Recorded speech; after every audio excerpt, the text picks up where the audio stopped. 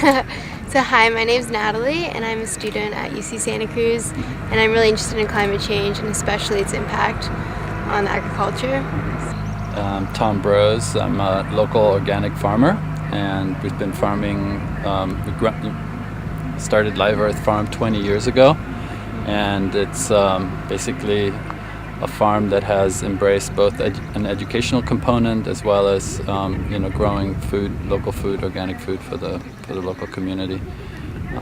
It's primarily based on the concept of community-supported agriculture. So families receive shares of fruits and vegetables from us on a weekly basis.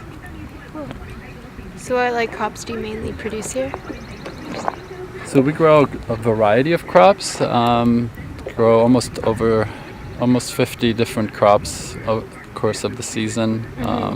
The idea is to give people a diversity of different food crops and have them cook with those on a weekly basis. We also go to local farmers markets, so it's nice to have that diversity. So have you seen the warmer temperatures affecting your crops? How have you seen that? Warmer temperatures, is kind of it's a term that can be, understood in many different ways. I would probably say, how has climate really changed over the course of the 20 years that I've been farming? It is of course a very short period, but looking at what I have kind of experienced over the years is that in the perennial crops, especially our fruit trees, the last 2-3 years, is that the climate is just a little different, and especially the milder winters have impacted the chill requirements of these perennials. So we're definitely seeing some of the results of that. Whether that is a larger pattern is difficult to say, but we can definitely see that there is a change. How has your harvest been affected this year in numbers? The harvest really has increased for certain crops, and it has been really good for certain crops, and has been less for other crops. And we can say that it's been because the winter was so dry. I think the drought over the last few years has allowed us to grow things in the winter that we normally would not successfully be able to grow. So that's a benefit to some extent. You can say that we were able to grow lettuce throughout the winter, and that's something that we normally don't. But we are seeing now, as we're entering into spring, that certain crops are not, and as I said, the perennial crops, especially our apple trees, are behaving in a very different way than we've ever seen. We're standing right here next to a small orchard that has a diversity of different varieties, and we see that each variety is actually doing something differently. And I would attribute that to how the weather has been over the last few years, since crops kind of program their fruiting and kind of fruiting patterns almost a year before they set fruit. So it's kind of a pattern that has now that we're in that we need to kind of adapt to. I'm looking right at a tree right in the back in front of me. So this is a very good example of what we're observing this season. This is a pink pearl apple, and this tree is growing a really erratic, has a really erratic fruiting pattern this year. You can still see flowers on one end of the branch. You have fruit that's already set, and you have different size fruits. You can have a really large fruit right here, and then you have a flower still going on the same tree. So what that really means is the tree didn't have a very even flowering and fruit setting pattern this year. So it really means that the tree had to kind of grow and kind of adapt to what these new chilling hours it had kind of hard to describe, but it really means that the tree is somewhat confused with the lack of chill. And so, for example, for me as a farmer, this flower will never set any fruit anymore, and will probably not have a fruit bud next year. You'll see how long these stems are, and these flowers are very, very kind of spindly. So any fruit that will develop from here will probably not be harvested. We also see that we have these different size fruits. That means we will have to harvest over different periods of times. We have to come in and harvest one size and then come back and harvest the next size, and maybe have to come back another time and harvest the third size, if that third size really ends up ripening. This is just on the fruiting end of things. We also have some trees that haven't even leafed out yet. We're now almost at the end of May, and we can probably look at that. It's a Honeycrisp apple, and it is a more northern variety, and given that the chill was not enough, we have a tree. We can look at the trees; they're almost bare. They're still bare. I mean, how many apples do these trees normally hold, would you say? I think, looking at the tree now, we're just starting to realize what's going to be the result. What can we expect in the fall when we're harvesting these apples? I would say this tree maybe has 20% or 30% of its normal load. Wow. Yeah. And the bottom of the tree has a few more fruit. You see that? Yeah. So you have fruit clusters right here, and you have nothing up top almost, right? Mm-hmm. So there's colder temperature at the bottom, and there's a warmer temperature at the top, right? So, but given that if you're looking at the whole tree, the tree has maybe 10% of its normal load. 10% is, at the most. Apples have a cyclical fruiting pattern by nature. Some years, let's say if you don't thin this tree at all, and that's why a farmer prunes and thins its apples every year, so that fruiting pattern is even from one season to the next. So the tree doesn't grow into a fruiting pattern one year into a vegetative growth pattern the other. So it's a management that a farmer wants to maintain in order to have an even production pattern, right? But this year, of course, we're still maintaining the same practices, but what we're seeing is we're having a very, very different, symptoms, right, on the trees. So even though we're doing the same thing that we've done all along, we're seeing that the tree is just responding in a very, very different way. So we're definitely attributing it to warmer temperatures and maybe potentially a change in the climate. So as a farmer, I'm saying, how is this going to play itself out over the next few years?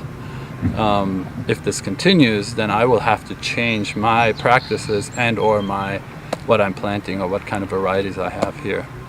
So what we do right now is we thin this off in order for this apple to grow into a full-sized apple.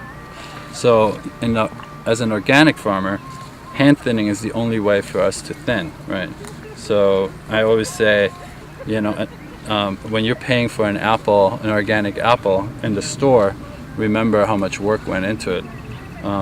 So it's really, we think, apples are always cheap, but there's a lot of work that goes into them.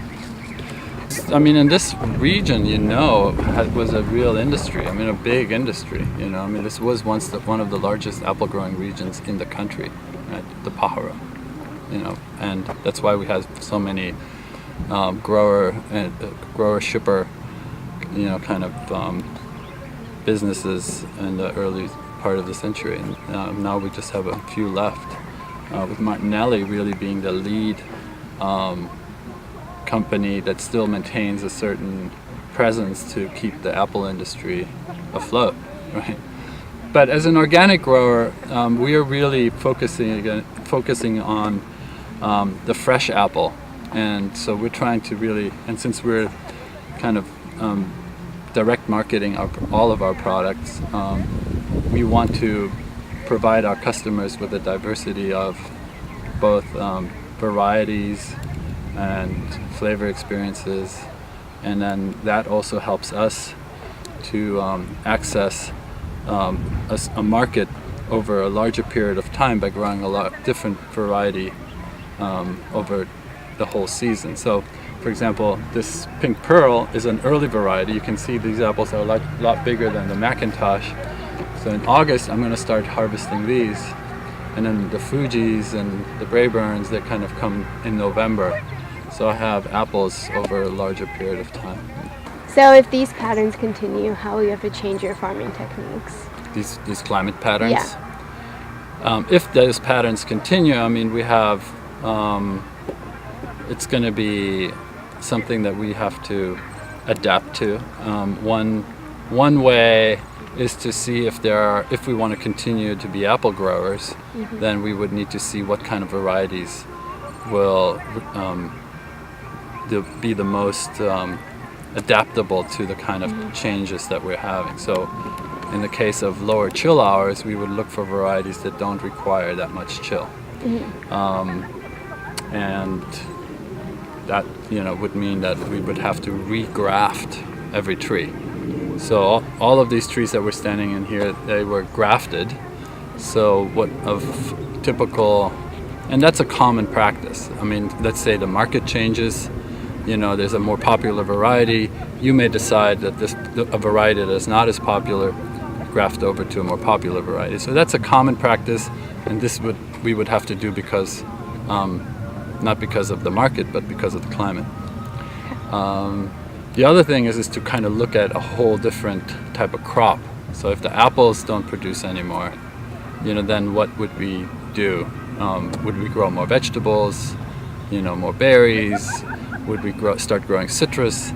Yeah. In our operation, since we are very focused on growing a diversity of things, we kind of balance out the variability, the uncertainty of the climate. So that's kind of what we're banking on. But if you were just an apple grower, this is a really bad year.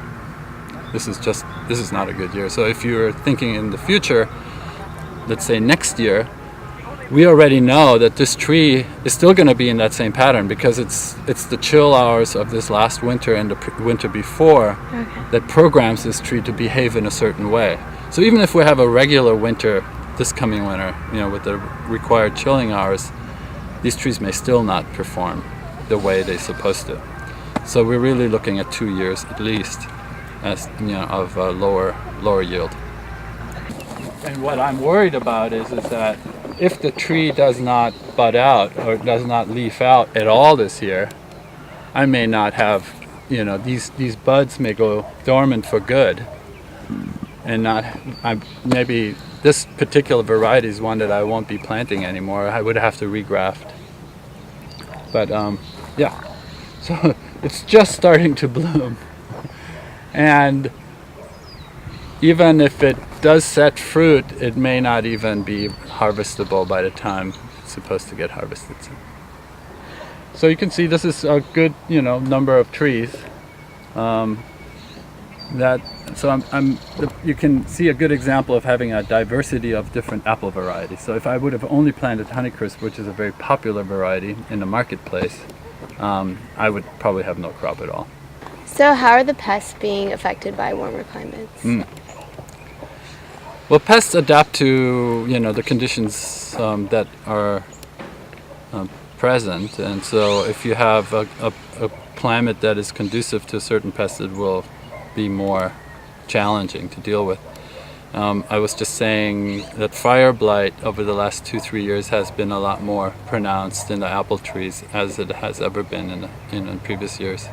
Yeah. So what exactly is fire blight? Fire blight is a bacterial disease that affects apple trees, pear trees, kind of the pome fruit family, and some varieties are more resistant than others, but the ones that are not resistant will show kind of a symptom where the branch almost looks like somebody put a fire to it, like a torch, so you can look at this particular tree. I can indicate what this fire blight looks like. typically comes in the spring when it's kind of when the most when the bloom it happens, and typically the bacteria will enter through the flower, and then once it is in the tissue of the tree, it starts traveling down the branch, and all these leaves are starting to look pretty blighted, as you can see. And what you want to do is to stop the bacterial growth into the tree. You would have to prune off this tree right now. You can break. It's not the best way to do this, but yeah. So where the bacteria is up here, it hasn't traveled down here. You want to stop it from going any farther. You will also see it right here where the flowers are. You can see where the flowers were. Yeah. So the bacteria kind of just, basically, has all this. This is supposed to be a fruit cluster, which is now, dead, pretty much dried out. And this particular variety, the Jana Golds, they had a pretty bad case of fire blight this year. Well, just to come back to your question as to how diseases and pests might migrate or might impact us because of climate change, I think there is a good possibility that certain what we would consider exotic diseases and pests, because of the changing climate, might actually be established pests and diseases, in our area. So that would change how we manage our crops. Some crops we may not even be able to grow. We may not have any ways to, or at certain times of year we wouldn't be able to grow certain crops, like brassicas, which are cool weather-loving crops. If we have certain insect pests like we had last year, the bagrada bug is one that is a heat-loving insect, a stink bug, that loves to eat, brassica crops. And we lost about 2 acres of Brussels sprouts just because it was at a time when we planted where the weather was really, really warm. They moved in and basically just destroyed the whole planting. Well, we'll see. It's always a risky kind of bet as to what will do best as any kind of changes happen in the climate. And looking at the last few years, the one crop that has been fairly marginal in this area has been the citrus crops. Like Meyer lemons, they do fairly well still in this area, but maybe other citrus, oranges, etc. They don't. We're kind of at the northern end of that of the citrus growing areas. So what we've seen in the last 2 years, we've had really good yields in the citrus. We have very small plantings, so I'm hoping that maybe I will be actually planting more of it, and hope for the best. It's not just that things are changing as far as temperatures or things are getting hotter. It's more the erratic nature of how the climate is impacting us. So by erratic, I mean we have extreme weather patterns. So sometimes we have really cold, but then like in the winter we had a few days of fairly cold weather, but then we had 80 degree, 90 degree weather, in the middle of the winter. And that kind of, for a tree like an apple tree, that means it kind of goes dormant, but then with that warm weather, that dormancy could really be neutralized, by this warm weather pattern again. So it's those peaks and valleys and these more erratic patterns that I think are worrisome. Even if you try to adapt to that, it's really difficult to do. Yeah. So how do you think this is going to affect the people around you? People around me, customers, your workers. I think if we're having a new way of dealing with a change in the climate, I think we're all going to be affected. Customers are going to be affected. We're already feeling how we're affected by the drought, of course. I mean, not that drought is unusual in this area, but drought is definitely an outcome of certain climate change. and we're all being affected. When farmers can't grow or can't get the water to grow their crops, it affects a whole number of people, not just the farmer, but the workers on the farm, or workers that are that depend on, you know, their livelihood of living and working on farms, will definitely be impacted. So as far as to my own, what will happen to us, I think it would impact us, and I don't know how exactly at this point. I don't think it has yet really impacted us in a significant way, but it's something to keep in mind.